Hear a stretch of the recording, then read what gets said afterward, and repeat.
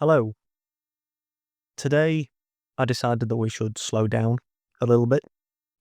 We've been discussing a lot of different topics on the podcast as of late, and in the coming weeks, we'll be diving into the longer term, wider vision for Trump's second term and for the world in general.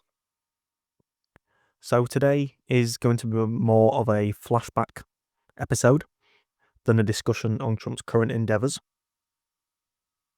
Before he re-entered the Oval Office in January, we had a range of documents that were providing some hints as to where Trump's second term could be heading. These documents were Project 2025, Schedule F, and Agenda 47. One of these documents was rejected by Trump as he sought distance from their more extreme policies. Another was an executive order that Trump attempted to issue at the end of his first term. And the final document was Trump's campaign manifesto. Trump is tied to each document with varying degrees, but they can all give us indications of Trump's overall potential direction. So, in today's episode, I will dive into these documents on a deeper level, before we will then dive into Trump's longer-term vision over the coming weeks. So, to start, I will discuss Project 2025. This is a 900-page report proposed by the Heritage Foundation, which is a right-wing political think tank. The group proposes policy plans for Republican administrations, first starting with Ronald Reagan's administration in 1981. This time around, Trump distanced himself from the project after some of its more controversial proposals led to uproar, especially from the Democrats, who wished to tie Trump to the project directly to hurt his campaign. But during Trump's first term, the Heritage Foundation boasted that the Trump administration has adopted over 66% of the policies that they proposed. So, to start, let's dive into what Project 2025's key policies were for Trump's second term. Its four key aims are as follows: to restore the family as the centre of American life, to dismantle the administrative state, to defend the nation's sovereignty and borders, and to secure God-given individual rights to live freely. This can be narrowed down politically to what is known as unitary executive theory. This gives the president unrestricted control of the entire federal government, including independent agencies that are supposed to pursue checks and balances, such as the Department of Justice. We have seen such judicial reforms pursued in other nations around the world, and they achieve the opposite of political freedom and independence. The aim of Project 2025 and unitary executive theory is, according to the Heritage Foundation, to streamline decision-making and improve productivity. But this policy also included eliminating jobs for thousands of government employees who would then be replaced by political appointees. This sounds similar to Trump's early pursuits, as through the Department of Government Efficiency, he eliminated job protections for civil servants and froze federal funding for many departments. Project 2025 also has controversial policies on abortion, immigration, and education, such as increasing funding for a US-Mexico border wall, withdrawing the abortion pill mifepristone from the market, and an end to diversity, equity, and inclusion programs. Trump hasn't pursued the first two policies, but an end to DEI has been a large part of his crackdown. From this evidence, it seems that Trump isn't actively pursuing Project 2025, but parts of it do fall in line with his current pursuits. Now, let's move on to Schedule F. Schedule F dives deeper into Trump's pursuits for job changes within government. Back in October 2020, during Trump's first term, he issued an executive order. This order often referred to as Schedule F because this was the name of the new employment category that was created as a result of the executive order. It would have seen protections stripped from civil servants who were deemed disloyal to the presidency. Because Trump didn't remain in office after the 2020 election, we don't know what effects would have been seen, but he's back now, and before he returned to office in January of this year, he stated that he would reissue Schedule F. Thus far, we have seen government job reform pursued through the Department of Government Efficiency, but the actual details of the Elon Musk-involved project actually remain uncertain. Many workers were offered buyouts, but then their removal from their jobs from many departments was rejected by judges and the Supreme Court, and so many were called to be rehired. With this in mind, if the aim of Schedule F is to improve government efficiency, then of course that is a worthwhile pursuit. But removing and rehiring government workers sounds like the opposite of efficient. Also, if the pursuit of Schedule F is to place loyalists to Trump in government, who will always say yes, then this will discourage innovation. Loyalty doesn't directly translate to a person being the best to do a job, and it certainly doesn't serve the public.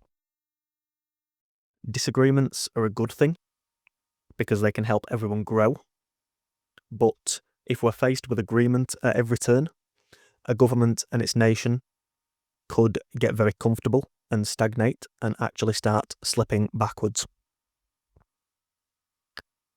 Trump has been flaunting the power of the United States since he re-entered office through his tariff policy and his hope to use them as a negotiating tool. The pursuit of Schedule F would align with such a power-based world order that Trump is seeking, with the hope being that this potential growing control for Trump would start at home. Finally, let's dive into Agenda 47. This document consists of Trump's campaign proposals, which was first posted in December 2022. I'm now going to dive into the wider details that were included in Agenda 47. First of all, in education, Trump's campaign manifesto hoped to have parents elect principals. He hoped to cut funding to any school that was teaching critical race theory. Trump wanted to end teacher tenure. He wanted to create a new body to certify teachers who embrace patriotic values. He wanted to encourage prayer in school, and he wanted to support school districts that allow teachers to carry concealed weapons. As for universities, Trump wanted to get rid of existing accreditors and wanted to levy significant fines on institutions that Trump believed were discriminating against students. As for climate change, Trump wanted to leave the Paris Climate Accord, and he wanted to remove Biden's policies that restricted emissions and targeted 67% of new vehicles to be electric by 2032. Trump also wanted to pursue more oil and gas production. In the Justice Department, Trump wanted to appoint 100 US attorneys aligned with Trump's policies. He wanted to investigate left-leaning attorneys and to establish a Department of Justice force that would protect the right to self-defense. Moving on to crime now, and Trump wanted to implement policies like stop and frisk. He wanted to direct the DOJ to dismantle every gang, street crew and drug network in America. And he wanted to impose the death penalty on drug dealers, drug cartels and human traffickers. In the immigration sector, Trump wanted to prohibit undocumented immigrants from receiving any benefits. He wanted to end birthright citizenship for children of undocumented immigrants. He wanted to reinstate a travel ban from certain countries, to pause refugee admissions, to close the southern border to asylum seekers, and to suspend visa programs, including the visa lottery and family visas. Moving on to the economy, and Trump has been vocal about wishing to cut taxes, wishing to slash federal regulations, and to implement baseline tariffs on foreign goods. We also have Trump's hope to reduce the prices of pharmaceuticals, to have European allies pay back the United States for military supplies that were sent to Ukraine, to build a missile defense shield, to not cut Social Security or Medicare, to ban any federal department from working with other entities to censor Americans, and finally to prohibit federal money from being used to combat misinformation. So it's clear from this list that Agenda 47 is where we see Trump's first few months back in the Oval Office have most aligned with out of these three documents that we've discussed. This, of course, makes sense with this being his manifesto. He has attacked educational institutions that aren't in line with his policies, including Harvard and Columbia. He left the Paris Climate Accord and has pursued large changes to immigration, especially through his deportations. And, of course, we have seen blanket tariffs imposed on most nations around the world. Trump's recent executive order also targeted the pharmaceutical industry, and he is in pursuit of deals aiming to get compensation for aid to Ukraine, which was achieved at the end of April when the United States and Ukraine signed the minerals deal. Finally, Trump has stated on many occasions that he believes only two genders exist, even going as far as to include this in executive orders. For all the executive orders that we saw Trump publish in his first few days, I wrote a post on this topic over on Substack. I will also link this post in the episode description. So, parts of these important documents have been pursued in Trump's first few months to varying degrees, but some policies that I've mentioned here haven't yet been pursued by the Trump administration. We also have many interviews with Trump's closest advisors and confidants in his administration, where different policies have been discussed. If we consider all of this, we need to consider what the potential end goal could be of the Trump administration. It's clear that he wants more power and control, but what policies will he enact to get there? One of his most important cards could be the Mar-a-Lago Accord, which I'll discuss next time. Until then, I've been Dylan. I'll talk to you next time.